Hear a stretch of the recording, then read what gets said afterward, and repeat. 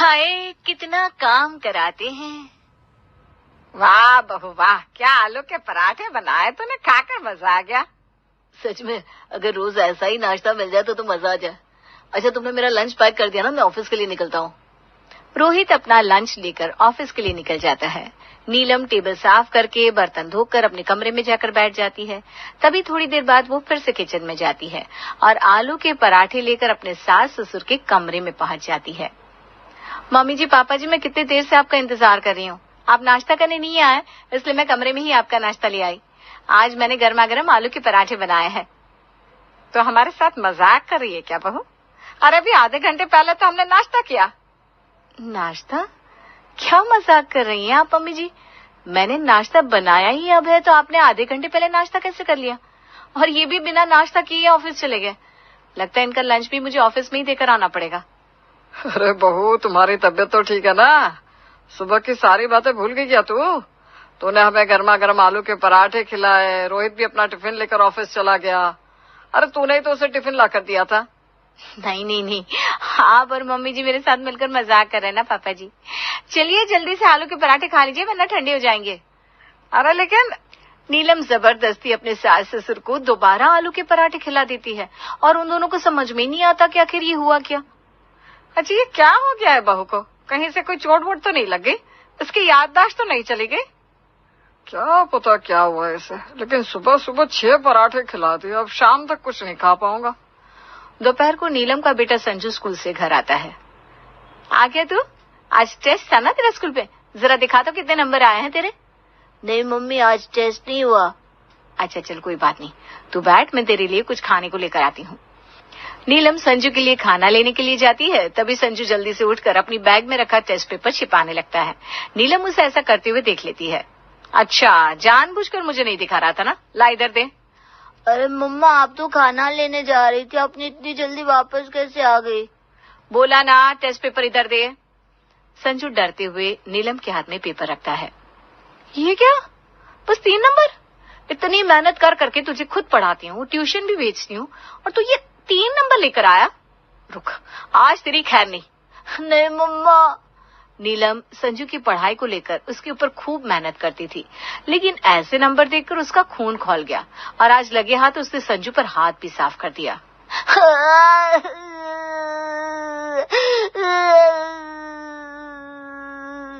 बस अब रोने की जरूरत नहीं है, जा जाके मुंह धोकर आ, तब तक मैं खाना लेकर आती हूँ। नहीं खाना। क्या बोला? खाना। जा मुंह धोकर आ। संजू मुंह धोकर आता है। तब तक नीलम उसके लिए खाना लेकर आती है। वो उसे खाना खिला रही थी, तभी अचानक बोलती है, अरे आज तो तेरा स्कूल में टेस्ट था ना, दिखा तो जरा कितने नंबर आए हैं? ये क्या, अभी तो देखा आपने और मारा भी। क्या मारा? वो भी मैंने? तुझे क्या लगता है तू मुझसे झूठ बोलेगा और मैं तेरी बात मान लूंगी? पक्का तेरे नंबर कम आए होंगे, इसलिए झूठ बोल रहा है ना। अभी बैग चेक करती हूँ तेरा। अरे मम्मी। नीलम फिर से संजू का बैग चेक करती है और इस बार भी वही होता है जो पिछली बार हुआ। एक बार नीलम अपने बेटे पर हाथ साफ करके भूल गई तो उसने दोबारा उसे कूट दिया।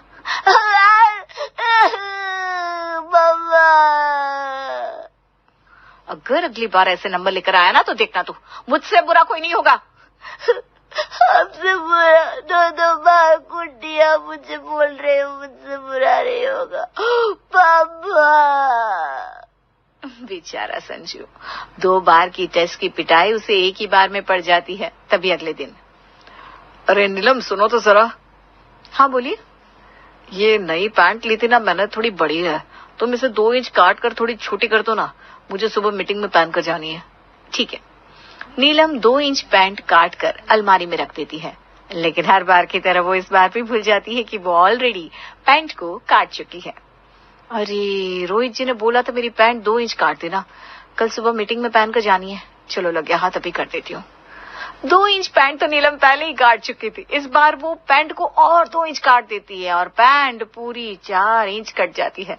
सुबह रोहित ऑफिस जाने के लिए तैयार होता है। अरे ये पैंट इतनी छोटी कैसे हो गई?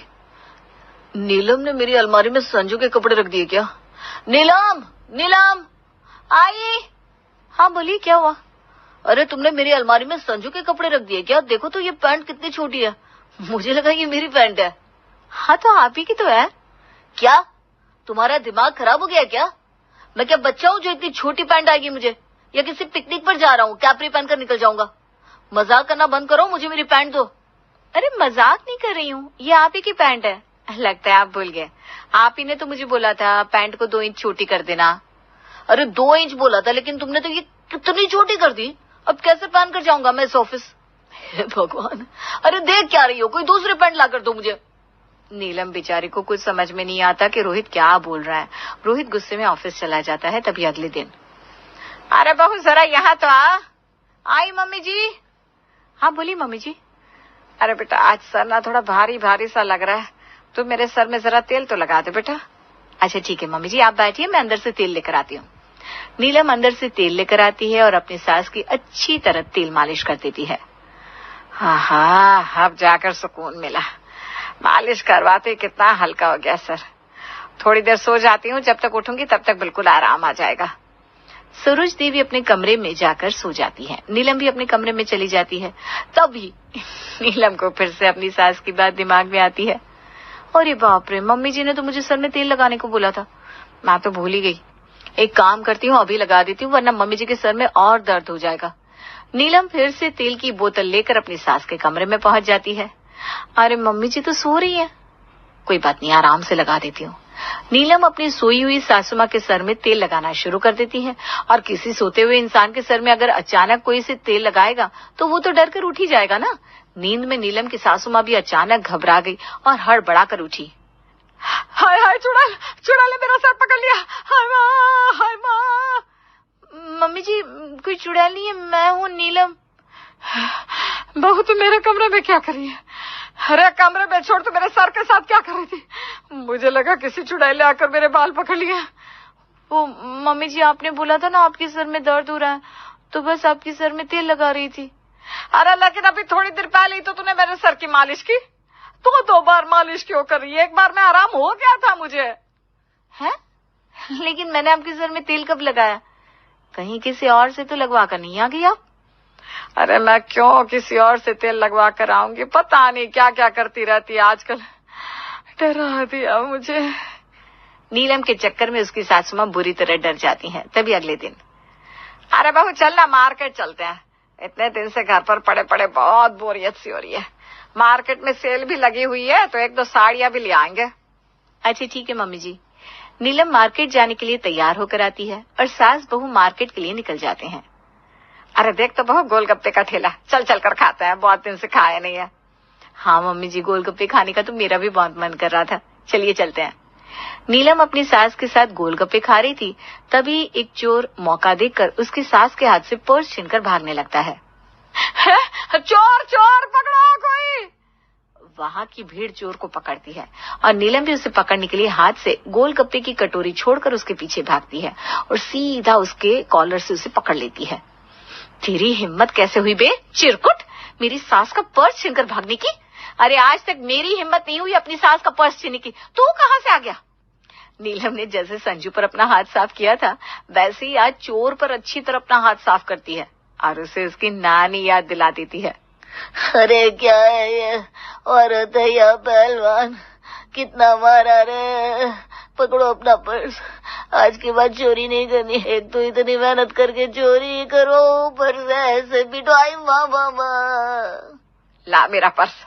अच्छा किया बहू तूने, अब अगली बार चोरी करने से पहले 100 बार सोचेगा ये। आया बड़ा।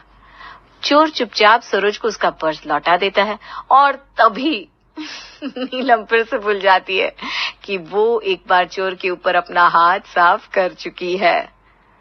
तूने माजी का पर्स चुराया ना? रुक, अभी बताती हूँ तुझे। है? अरे लगता है ये औरत पागल होगी, भागो यहाँ से। इससे पहले कि वो चोर वहां से भागता, नीलम फिर उसके ऊपर अपना हाथ साफ कर देती है और चोर को दिन में ही 100 तरह के तारे दिखा देती है। ला माजी का पर्स वापस कर, जल्दी ला। अरे दे तो दिया।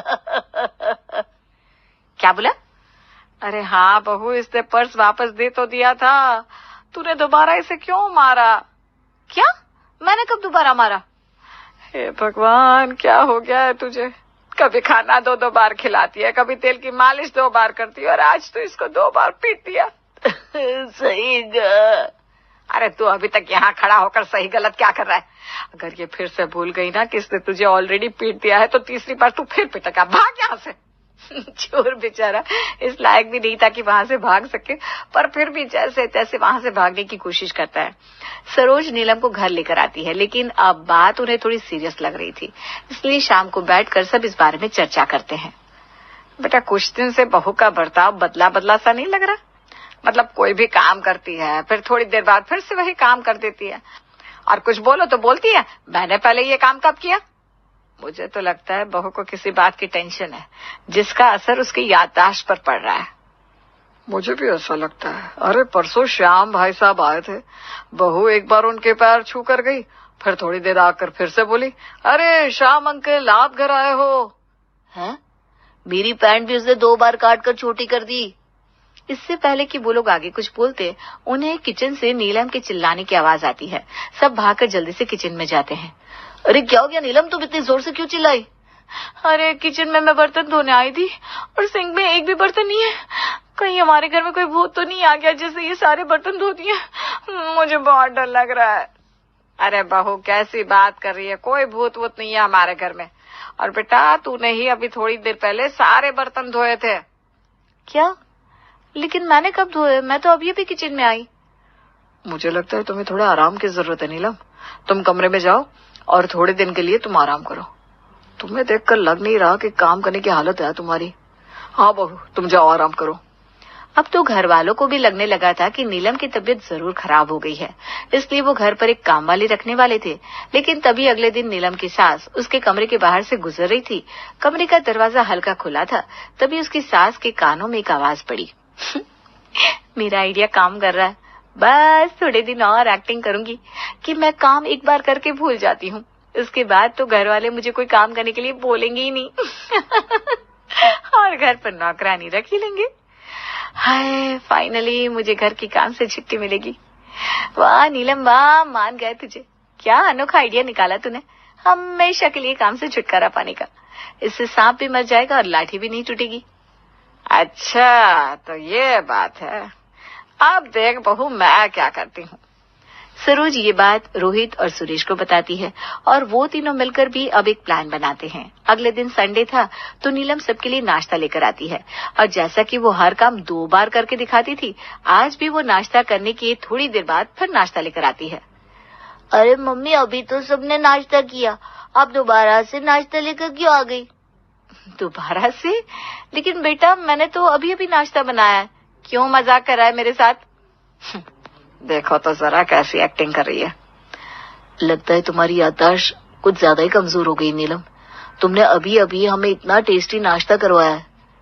खैर कोई बात नहीं, तुमने जब सब दोबारा बना ही लिया है तो इसे किचन में रख दो। दोपहर में तुम्हें खाना बनाने की जरूरत नहीं पड़ेगी, हम यही खा लेंगे। अच्छा सच में सबने नाश्ता कर लिया क्या? हाँ बहू जा, आप जाकर किचन में रख दे इसे। अब जब भी नीलम एक बार सबके खाना खाने के बाद दोबारा खाना लेकर आती तो घर वाले उस खाने को अगले टाइम खाने के लिए रखवा देते, और उसके बाद भी दोबारा खाना बना देती तो उसे उसके अगले टाइम के लिए रखवा देते, जिससे नीलम भी परेशान होगी।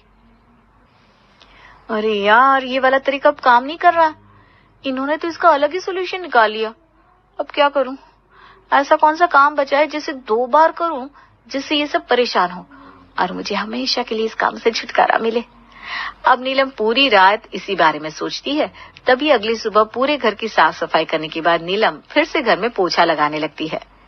अरे मम्मी जी एक बार पैर ऊपर करिए ना जरा। पापा जी आप भी। अरे बहू ये क्या कर रही है, अभी अभी तो पोछा लगाया तूने, फिर से क्यों पोछा लगाने लग गई? क्या? नहीं तो मैं तो अभी ही पोछा लगाने आई हूँ। अरे सरोज जी आपको पता तो है कि बहू हर काम करके भूल जाती है, और वैसे भी अगर पोछा 2 बार लगेगा तो ठीक है ना, घर थोड़ा ज्यादा साफ हो जाएगा। लगा बहू तो आराम से पोछा लगा। जी पापा जी। सरोज सुरेश की तरफ देखकर हंसती है और नीलम का अच्छा पोपट हो जाता है। वो अब अपने कमरे में जाकर कोई और प्लानिंग करनी शुरू करती है। यार अब तो ये सफाई वाला तरीका भी काम में नहीं आ रहा है, क्या करूं? अरे हाँ इसके बाद तो सब मुझे आराम से बैठने के लिए कह देंगे। अब देखना कमाल। 2 दिन बाद राशन वाला घर पर राशन देने आता है। लाओ भैया मैं ऑनलाइन पेमेंट कर देती हूँ। हाँ कर दो बहन जी। नीलम राशन वाले को ऑनलाइन पेमेंट कर देती है। वो राशन लेकर दरवाजा बंद कर रही थी कि फिर से पलटकर बोलती है, अरे भैया, मैंने तो आपको पेमेंट ही नहीं दी। दिखाइए तो, मैं ऑनलाइन पेमेंट कर देती हूँ। क्या? अरे अभी तो आपने पेमेंट की बहन जी। भैया क्या मजाक कर रहे हो? मुझे तो याद ही नहीं मैंने कब आपकी पेमेंट की। बताइए जरा अपना नंबर। वाह भाई वाह, सामने से डबल डबल पैसे मिल रहे हैं। चलो अच्छा है, मिलने दो। इस नंबर पर कर दो मैडम। जिस अकाउंट से नीलम ने राशन वाले को पेमेंट की थी वो अकाउंट रोहित का था।